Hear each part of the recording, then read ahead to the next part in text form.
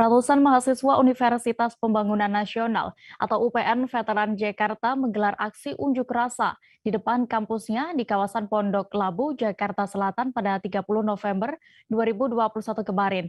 Mereka menuntut pihak Rektorat UPN Veteran Jakarta mengusut kematian seorang mahasiswa D3 Fisioterapi angkatan 2020 berinisial F alias L. F diketahui meninggal dunia ketika mengikuti kegiatan pendidikan dasar Resimen Mahasiswa atau Diksar Menwa pada 25 September 2021 lalu. Selengkapnya akan disampaikan wartawan Tribun Jakarta, ada Anas Furqon Hakim yang kini sudah bergabung bersama kami. Halo rekan Anas.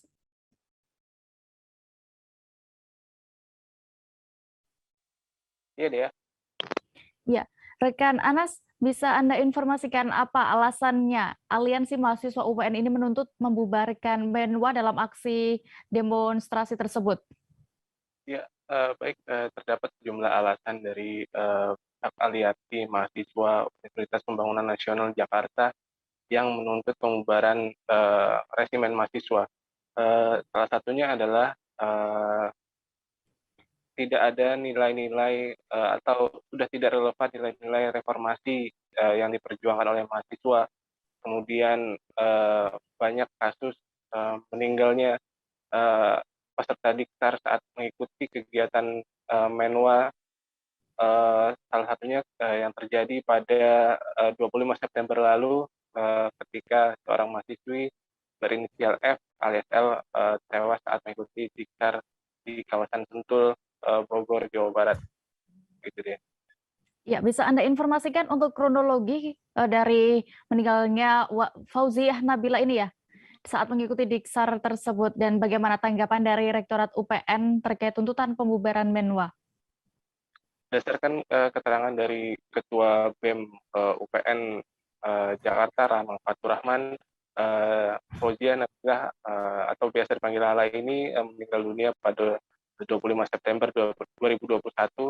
Sebelumnya ketika mengikuti kegiatan long march dengan jarak antara 10 hingga 15 km, Fauzia dikatakan oleh Rama sempat mengalami kelelahan. Namun yang disayangkan oleh pihak BEM, Menwa menanggapi kelelahan tersebut mengira bahwa Fauzia mengalami kesurupan.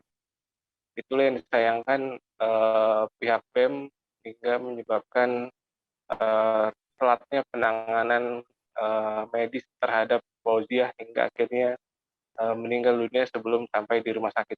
Gitu, ya. Ya, rekan Anas, lalu apakah Anda juga mendapatkan informasi saat kegiatan itu dilakukan? Apakah Menwa sudah mengantongi izin? Ya, dari pihak rektorat menyatakan bahwa mereka tidak memberikan izin terhadap kegiatan tersebut. Izin terakhir yang diberikan adalah kegiatan Diksar pada 2 pekan atau 3 pekan sebelum kejadian tersebut. Jadi bisa dipastikan bahwa kegiatan Menwa atau Diksar Menwa tersebut yang menewaskan seorang mahasiswi tidak berizin, begitu deh. Baik, terima kasih rekan Anas, wartawan Tribun Jakarta untuk laporan Anda. Selamat kembali bertugas. Jangan lupa subscribe, share, komen, dan like ya.